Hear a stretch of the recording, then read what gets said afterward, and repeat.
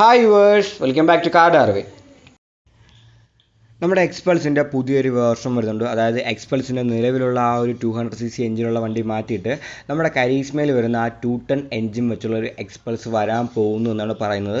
അതിൻ്റെ ഇമേജൊക്കെ സ്പോട്ട് എന്ന് പറഞ്ഞ് ഇപ്പോൾ വരുന്നുണ്ട്. അപ്പം ഈ ഒരു ഇമേജ് നോക്കുകയാണെങ്കിൽ നമ്മുടെ നിലവിലുള്ള എക്സ്പൾസിനെക്കാളും കുറച്ചുകൂടെ വലുതാണ് ഈ ഒരു സ്പോട്ട് ചെയ്തേക്കുന്ന വണ്ടി. ടാങ്കൊക്കെ നോക്കുകയാണെങ്കിൽ നല്ല ടോളായിട്ടുള്ള ടാങ്കാണ്, കുറച്ചുകൂടെ വലിപ്പമുണ്ട്. പിന്നെ എക്സ്ട്രാ ആയിട്ട് ടാങ്ക് എക്സ്റ്റൻഷനൊക്കെ അതിൽ വരുന്നുണ്ട്.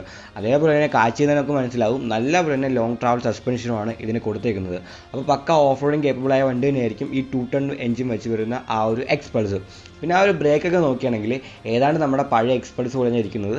അത് മാറാൻ ചാൻസ് എന്ന് പറയുന്നുണ്ട്, കാരണം ഇപ്പോൾ ടെസ്റ്റ് ചെയ്യുന്ന വണ്ടിയാണ്. എങ്കിലും ആ ഒരു ഡിസ്കൊക്കെ നോക്കുകയാണെങ്കിൽ നമ്മുടെ പഴയ എക്സ്പൾസിൻ്റെ പോലെയാണ് നമുക്ക് തോന്നുന്നത്.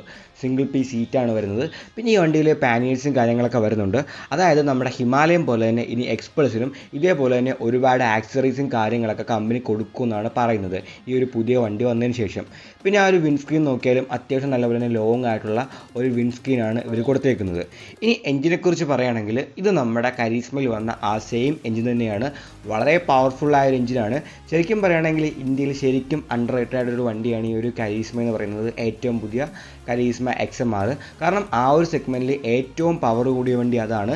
നല്ല ടോപ്പ് സ്പീഡൊക്കെ ഉണ്ട്, നല്ല ആക്സലറേഷൻ ഉണ്ട്, വിലയാണെങ്കിൽ അത്യാവശ്യം കുറവുമാണ്. എന്നിട്ടും ആളുകൾ അതങ്ങോട്ട് മൈൻഡ് ചെയ്യുന്നില്ല. അപ്പം ഈ ഒരു സെയിം എഞ്ചിനായിരിക്കും പുതിയ നമ്മുടെ ആ ഒരു എക്സ്പൾസിലും വരാൻ പോകുന്നത്. ഇതെന്ന് പറയുന്നത് ഒരു 210cc single cylinder liquid cooled എഞ്ചിനാണ്. ഏകദേശം 26 HP ഇതിൻ്റെ പവർ എന്ന് പറയുന്നത്. ടോർക്ക് നോക്കുകയാണെങ്കിൽ ഏകദേശം 20.4 Nm ടോർക്കും വരുന്നുണ്ട്.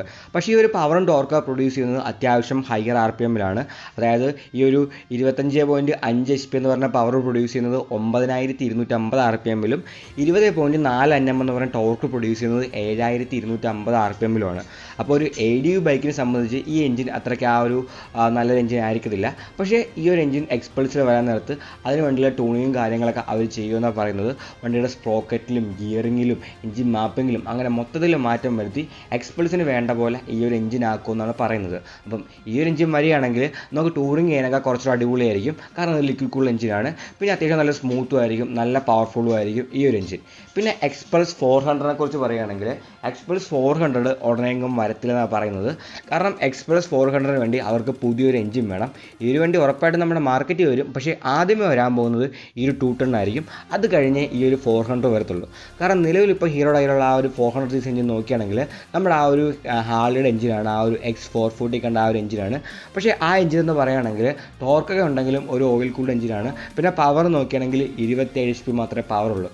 ഇപ്പോൾ കോമ്പറ്റീഷൻ നോക്കുകയാണെങ്കിൽ മിനിമം ഒരു 40 HP എങ്കിലും വേണം ഒരു 400cc ADU ബൈക്കിന്. അതുകൊണ്ട് അതിനുവേണ്ടി പുതിയൊരു എഞ്ചിൻ ഹീറോ ഡെവലപ്പ് ചെയ്യുമെന്നും ഇപ്പോൾ പറയുന്നുണ്ട്. ഈ ഒരു വീഡിയോ ഇഷ്ടപ്പെട്ടെങ്കിൽ ലൈക്ക് ചെയ്യുക, നിങ്ങളുടെ അഭിപ്രായങ്ങൾ കമൻറ്റുകളായി രേഖപ്പെടുത്തുക.